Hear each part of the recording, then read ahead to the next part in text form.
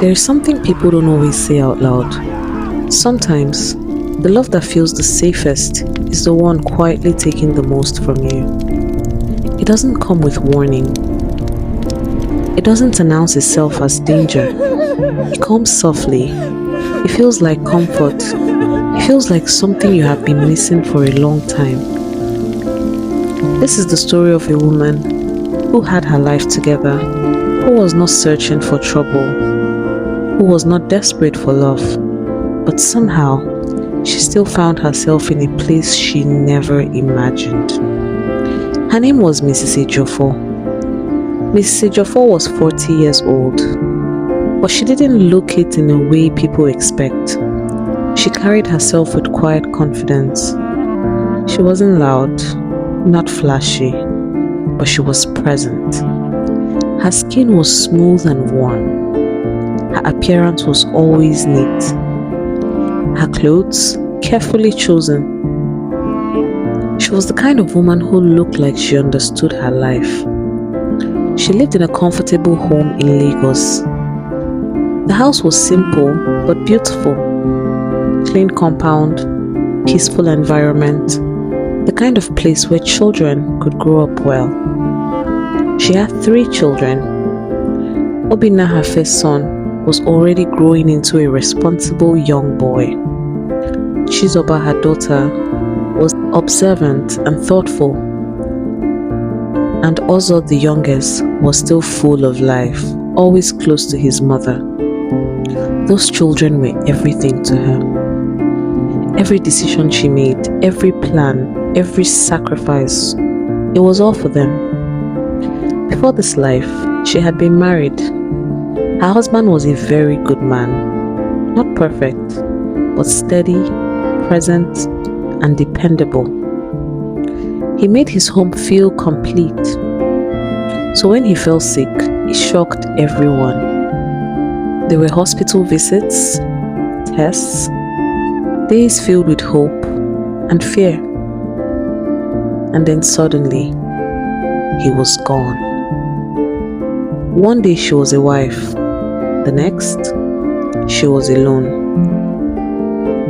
After the burial, people came. They offered comfort. They said the usual things. Be strong. You'll be fine. God will help you. And she listened. She nodded. She accepted the words. But after some time, people left. And she remained.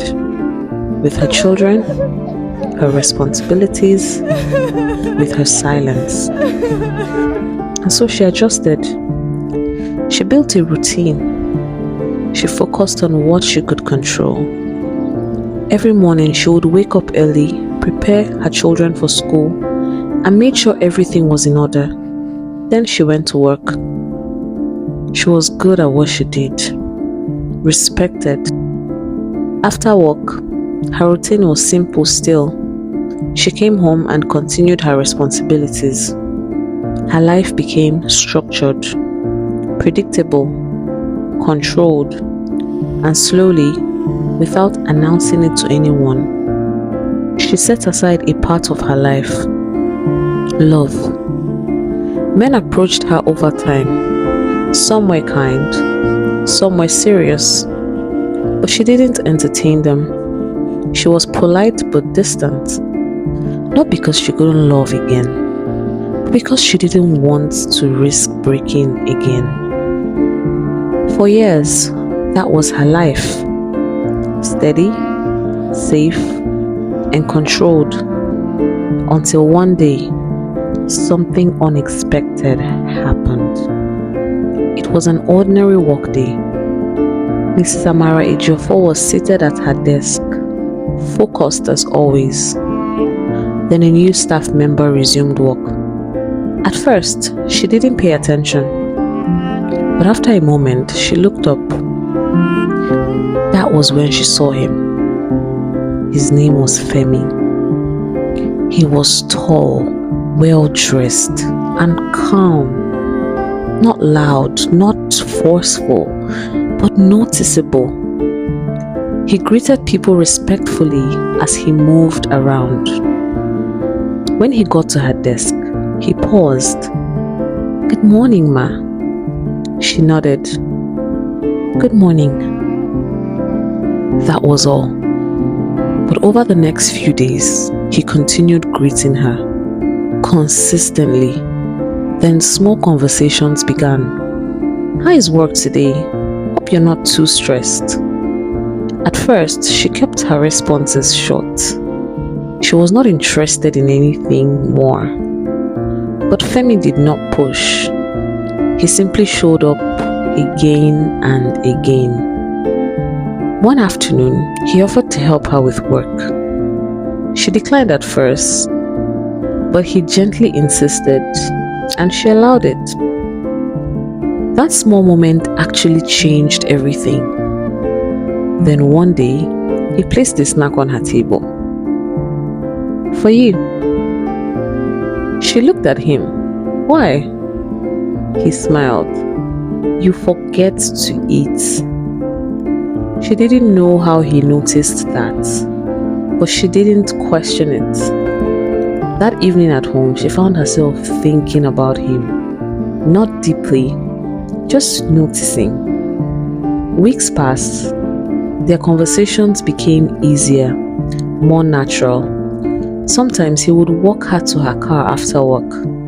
Sometimes they would stand and talk for a few minutes.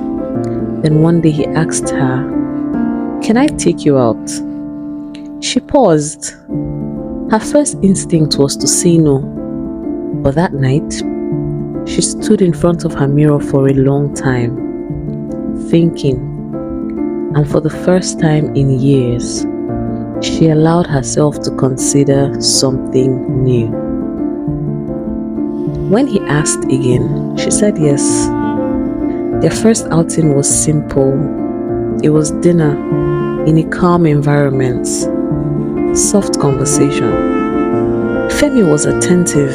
He listened. He made her feel seen. And slowly, she began to relax. She laughed again, freely. Something in her life began to shift. From that day, Femi became part of her daily routine. Calls, messages, evening conversations. They went out more often, spent time together, talking about everything and sometimes nothing. And for the first time in a long time, Mrs. Ejiofor felt alive again. At home, her children noticed, "You're always smiling, mommy." Even at work, people noticed, "You're glowing." She didn't say much, but inside, she knew something had definitely changed. At the beginning, everything felt balanced. Femi handled their outings. He paid for things. He made the effort. Sometimes he even surprised her, and she appreciated it. Not because she needed it, but because it felt like care, intentional care. But slowly, very slowly, things began to change. It started small. One evening, I forgot my wallet. She paid. Another time, my ATM isn't really working. She covered it. Another time, I'm in a bit of a fix this week. Again, she stepped in. Each situation made sense. Each one felt temporary. And each time she helped, Femi gave her even more attention, more reassurance. "Baby, I love you. You are different," he told her. "You are my backbone." That word stayed with her. Helping him began to feel like part of the relationship. Then one night, he called her. "I'm in a situation." Her heart dropped. "My car broke down," he said. She sent money immediately. How much?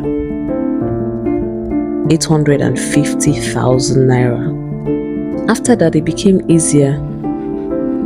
More needs, more help. And then the big request came. A business opportunity. 39 million naira.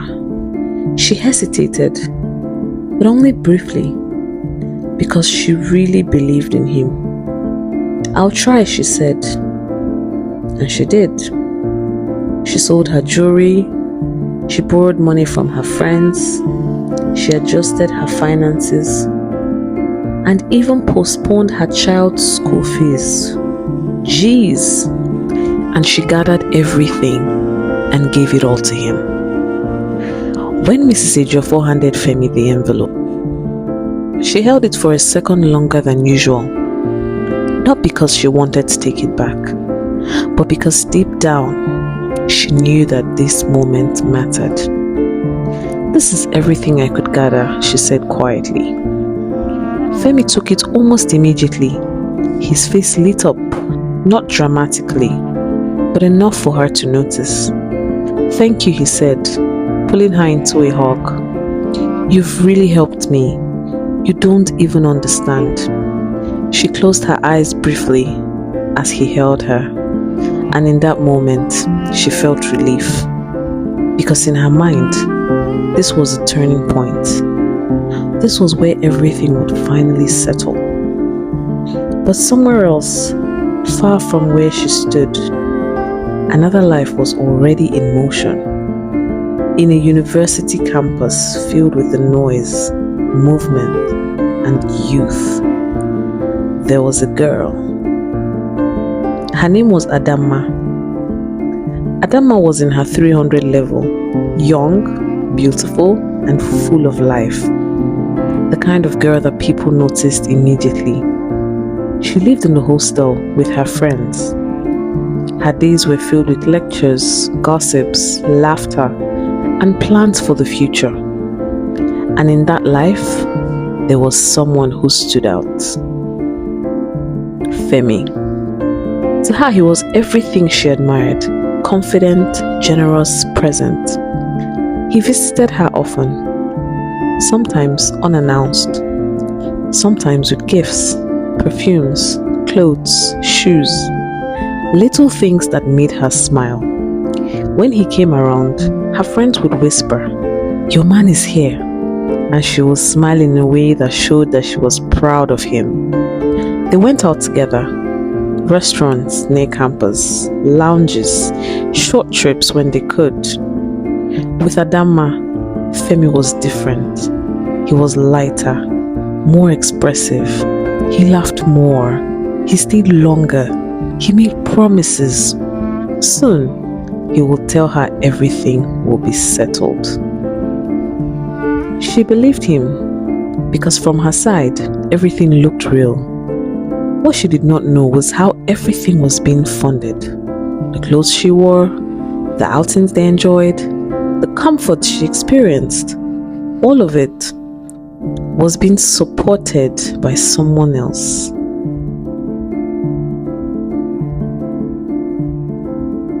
Mrs. Ejiofor continued her life. At first, nothing seemed different. Femi still called, still checked in, but slowly, his attention began to divide.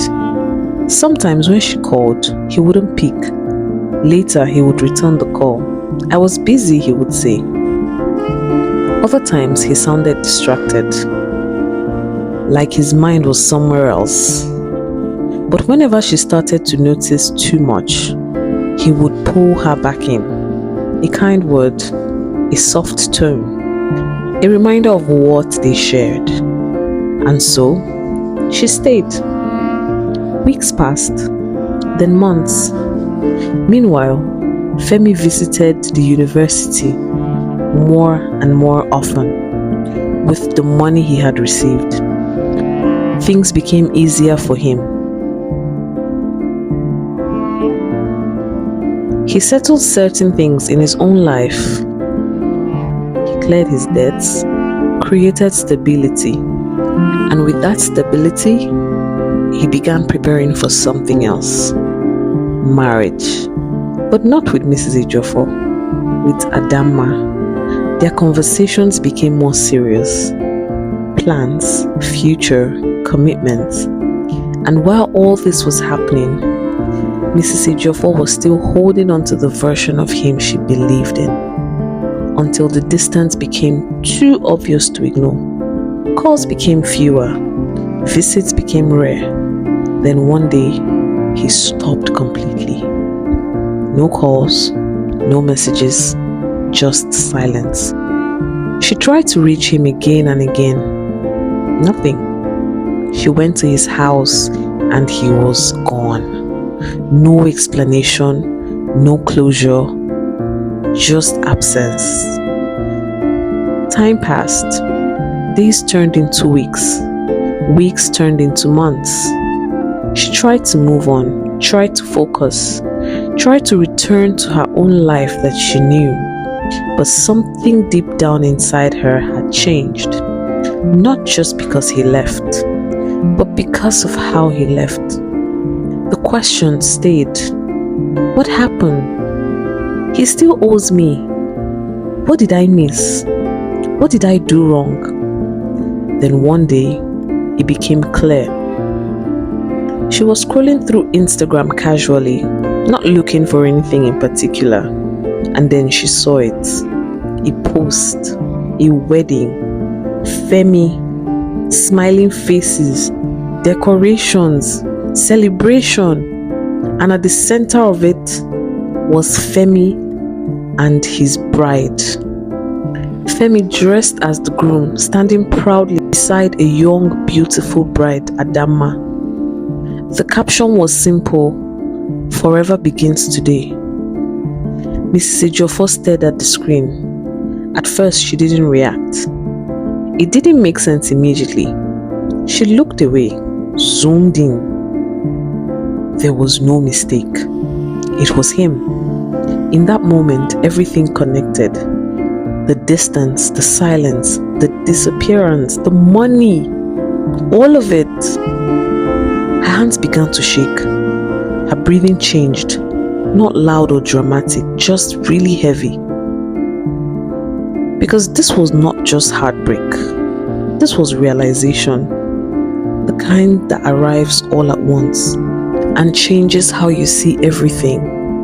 That was the day she stopped asking questions and started looking for answers. Not online this time around, not through people talking, but directly. She began to search for him, quietly and carefully asking questions, following small leads, until one day she found him, living his life comfortably with the same woman. And in that moment, something inside Mrs. Ejiofor settled, not peacefully, but completely. Because now she knew, and what she chose to do with that knowledge would change everything. When Mrs. Ejiofor finally found him, she did not rush. She had a plan. She didn't call his name. She didn't create a scene. She simply stood at a distance and watched. It was a quiet evening, the kind of evening where everything looks normal. Femi stepped out of the house, relaxed and comfortable. Not the man she used to know. This version of him looked settled, yet she was in so much debt. This was a life he had chosen, a life he had built, and she helped him build. Without knowing, she stayed there longer than she planned, watching, understanding, until there was nothing left to understand. Then she turned and walked away. That night she didn't cry, not because she didn't feel anything, but because she felt too deep for tears. She sat alone in her living room, lights off, silence around her. And for the first time since everything began, she allowed herself to think clearly. Every moment replayed in her mind. The conversations, the request, the way she had trusted him, the way she had given without even looking back. And slowly, that pain began to change shape. It became something else, something harder.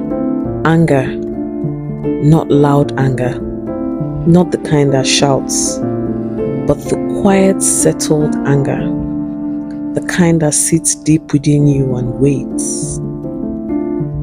Days passed. From the outside, nothing changed. She still went to work. She still took care of her children. She still lived her life, paying her debts slowly. But inside, something had already shifted. She began to plan, not out of confusion, not out of emotion, but with intention. She found out where he lived, properly this time. She paid attention to his routine, when he was home, when he stepped out, when he returned. She waited until the day everything aligned. That evening, both of them were inside. She knew. She sat in her car for a long time before stepping out, not shaking, not uncertain. She stepped out of her car, walked towards the house. Every step felt deliberate. This was not impulse, this was decision. She stood outside for a moment, then she moved. What happened next was quick. Too quick for anybody to fully understand in that moment. By the time the fire started, it had already taken hold. Neighbors began to notice, voices rose, confusion spread, people shouted, tried to respond, tried to act, but the fire does not wait for understanding. It moves, it consumes. Mrs. Ejiofor stood at a distance watching. Her face was calm, not because she was at peace, but because something inside her had already burned long before that night. For a moment, it felt like everything inside her had gone quiet. No questions or confusion, but just stillness. But that stillness did not last, because reality always returns. And when it does, it doesn't soften what has already been done. By the next day, everything had changed. News spread quickly, neighbors talked, people gathered. The authorities arrived, an investigation began, and it did not take long. A week later, they came for her. There was no struggle or resistance. When the officers arrived at her house, her children were there. Obina stood still, trying to understand. Chizoba held on to her brother, tears already falling. Also cried openly, not fully understanding, but feeling everything. "Mommy," he called. Mrs. Ejiofor looked at them, and for the first time in a long time, something broke through her calm. Regret, not for what had been done to her, but for what her response had caused. She bent slightly forward to them. Her hands lingered for a moment, as if she wanted to hold on to something. There was nothing to hold on to anymore. As she was led away, her children remained there, crying, calling her, and that sound, that moment was heavier than everything that had come before it. Because in the end, it was not just about the betrayal. It was not just about loss. It was about what pain can turn into if it is left to grow without control. Mrs. Ejiofor lost many things. She lost trust, she lost love, she lost peace. But in one moment, she lost something even greater, her place in her children's everyday life. And that was something no revenge could ever restore. So listen carefully. Not every pain needs a reaction, because sometimes the moment you act from that pain, you don't just respond to what had been done to you. You create something new, something you may not be able to undo. And that's how one wrong love turned into a story no one planned for.